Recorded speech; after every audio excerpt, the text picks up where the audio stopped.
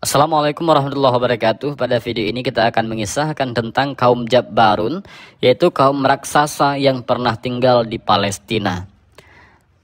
Kisah ini bermula ketika Nabi Musa alaihissalam dan kaum Bani Israel berhasil lari dari cengkraman Fir'aun dan bala tentaranya.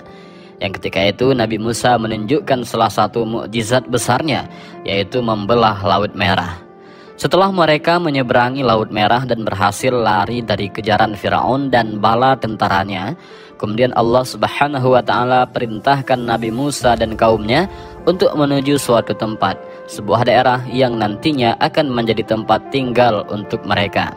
Tempat itu jika di Quran disebut dengan Ardul Muqaddasah, yaitu sebuah daerah atau tanah yang Allah berkati di dalamnya.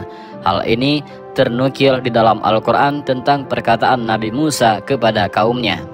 Hai kaumku, masuklah ke tanah suci yang telah ditentukan Allah bagimu, dan janganlah kamu lari ke belakang karena takut kepada musuh, maka kamu menjadi orang-orang yang merugi. Al-Quran Surah Al-Ma'idah ayat ke-21. Para mufassir berbeda pendapat mengenai tanah yang dijanjikan ini, tetapi pendapat paling kuat adalah tanah itu adalah Palestina. Jadi Allah Subhanahu wa Ta'ala janjikan kepada kaum Bani Israel untuk mereka menempati tanah Palestina ketika itu, dan Nabi Musa menyuruh kepada kaumnya untuk memasuki tanah Palestina sesuai apa yang Allah perintahkan. Tapi seruan Nabi Musa kepada kaum Bani Israel itu dijawab di ayat selanjutnya. Mereka berkata, hai Musa, sesungguhnya dalam negeri itu ada orang-orang yang gagah perkasa.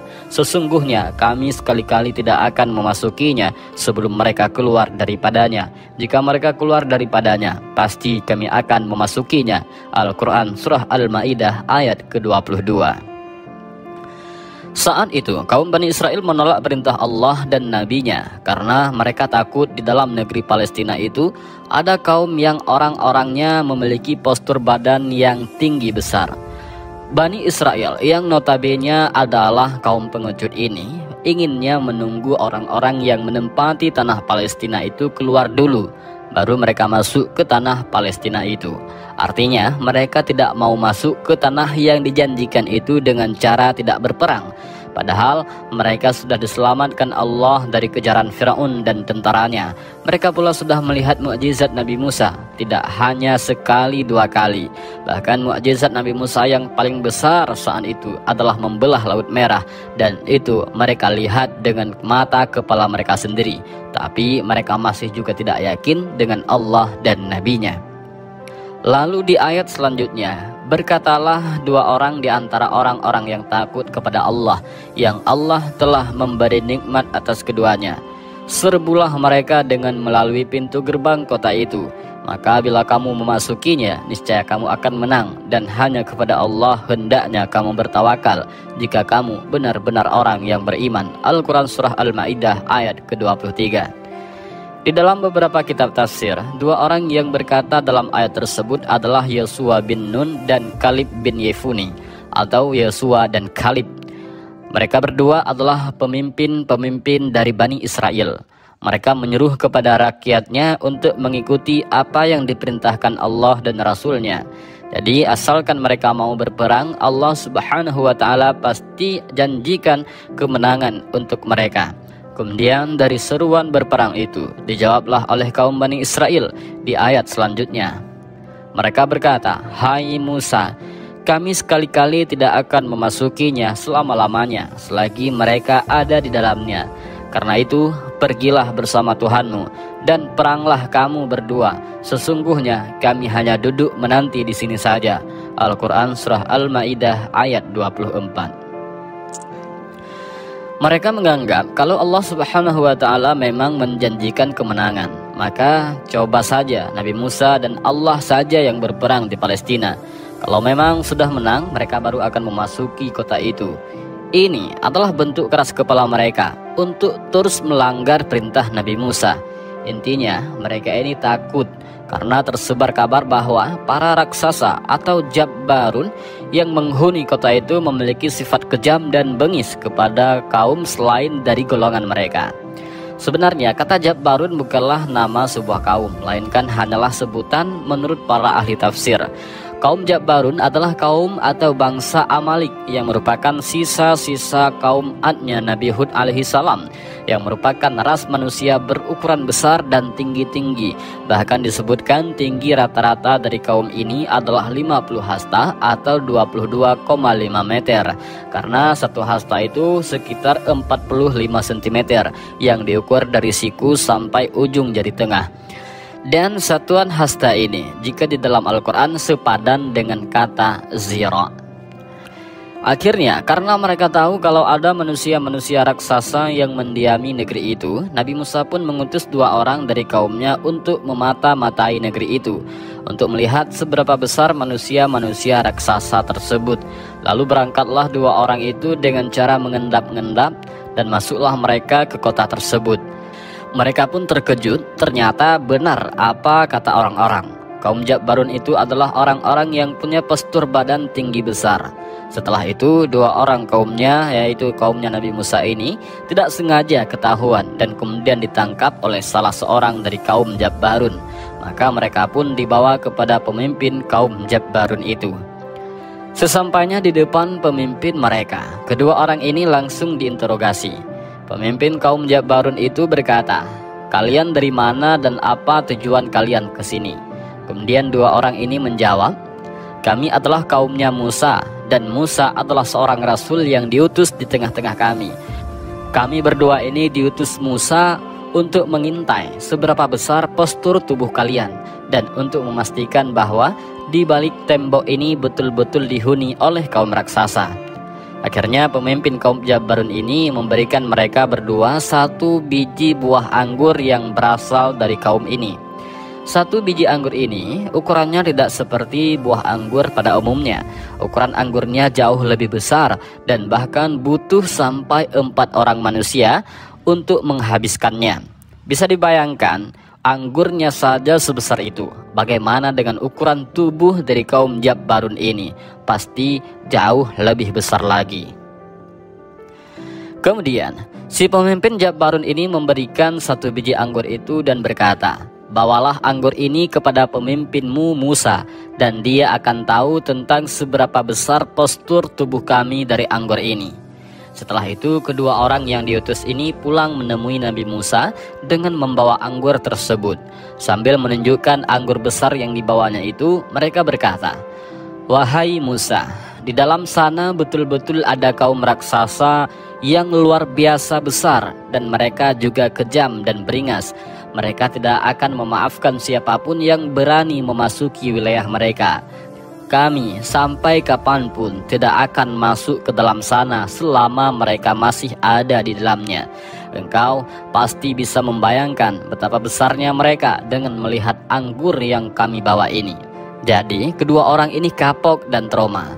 Mereka berdua tidak mau lagi masuk ke tempat itu. Kalau kita bayangkan anggurnya saja seperti itu, bagaimana dengan orangnya?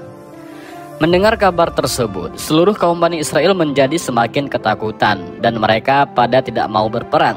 Walaupun Allah Subhanahu wa Ta'ala dan Rasulnya sudah menjanjikan untuk mereka, asalkan mereka mau berperang, pasti Allah hadiahkan kemenangan untuk mereka. Tetapi mereka semua menolak perintah Allah Subhanahu wa Ta'ala itu. Padahal janji Allah kepada Bani Israel itu nyata seperti peristiwa terbelahnya Laut Merah. Itu pun yang melakukan Allah dan Rasulnya. Bani Israel hanya diam saja, tak melakukan apapun. Semuanya terjadi karena Allah Subhanahu wa Ta'ala dan mukjizat pada Rasulnya. Ini pun hal yang sama, asalkan mereka niat dan berusaha, Allah Subhanahu wa Ta'ala dan Rasulnya akan menolong mereka. Seperti apa yang difirmankan Allah di dalam Al-Quran, sesungguhnya Allah tidak akan merubah keadaan suatu kaum sehingga mereka merubah keadaan yang ada pada diri mereka sendiri. Al-Quran Surah Ar-Ra'd ayat ke-11. Tapi sayangnya kaum Bani Israel yang sudah lama dijajah oleh Fir'aun ini mempunyai mental yang sangat pengecut. Akhirnya sebagai hukuman karena mereka tidak percaya dengan janji Allah Subhanahu wa Ta'ala, Allah teruskan di ayat selanjutnya. Allah berfirman, Jika demikian, maka sesungguhnya negeri itu diharamkan atas mereka selama 40 tahun. Selama itu mereka akan berputar-putar kebingungan di bumi padang tih itu. Maka janganlah kamu bersedih hati memikirkan nasib orang-orang yang fasik itu.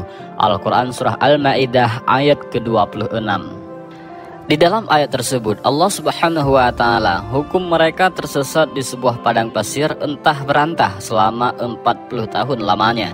Dikisahkan ketika Nabi Musa dan Nabi Harun kehilangan harapan dari kaumnya karena tak ada seorang pun yang mau mentaatinya kecuali Yusha dan Khalid.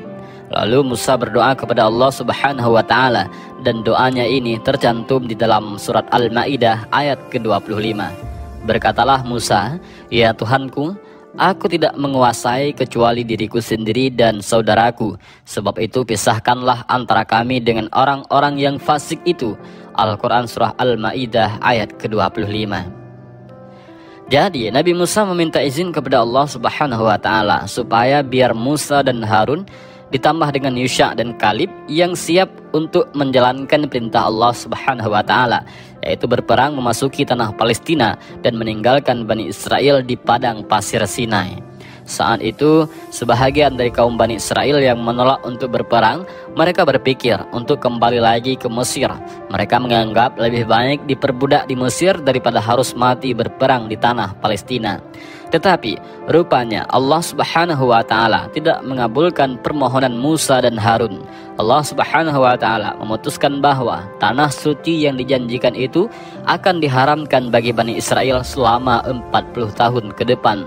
Jadi mereka yang berusaha kembali ke Mesir maka akan kembali lagi ke tempat mereka mulai perjalanan.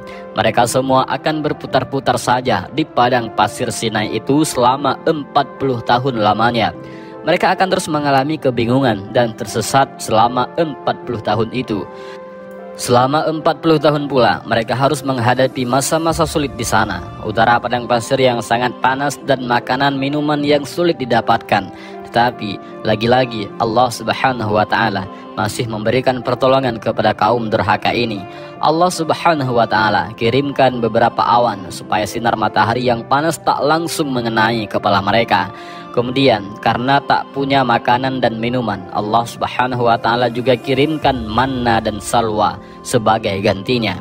Manna adalah sejenis madu yang diturunkan Allah sebagai minumannya, sedangkan salwa adalah sejenis burung puyuh yang dagingnya sangat lezat. Burung ini dikisahkan datang dengan cara berbondong-bondong, berhijrah dari satu tempat yang tidak dikenal dan dengan mudah ditangkap untuk kemudian disembelih dan dimakan oleh mereka.